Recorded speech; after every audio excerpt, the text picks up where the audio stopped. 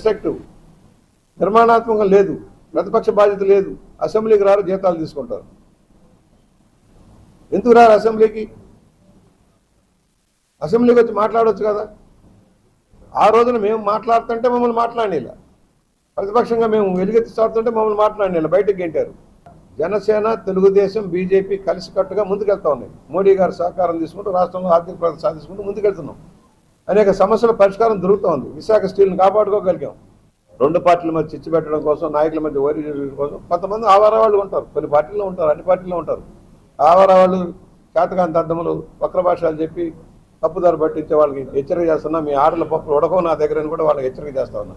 కనీసం అవగాహన, ఇంగిత జ్ఞానం లేకుండా అసలు ప్రొసీడింగ్ తెలియని వాళ్ళు మాట్లాడిన తప్పుడు విధానం. దాన్ని వైఎస్ఆర్ వాళ్ళు భుజాన్ని వేసుకుంటారు. చూస్తున్నారు పచ్చి బూతులు. ఆంధ్రప్రదేశ్లో మొదలై ఆఫ్రికాకి చేరిపోయింది. వీళ్ళు కుంభకోణాలు మద్యం అక్కడికి వెళ్ళి కల్తీ చేసే కేసులు పెట్టించుకునే దౌర్భాగ్యం తెచ్చారు. ఇతర దేశాల్లో కూడా ఆంధ్రప్రదేశ్ పరువు తీసే పరిస్థితి తెచ్చారు.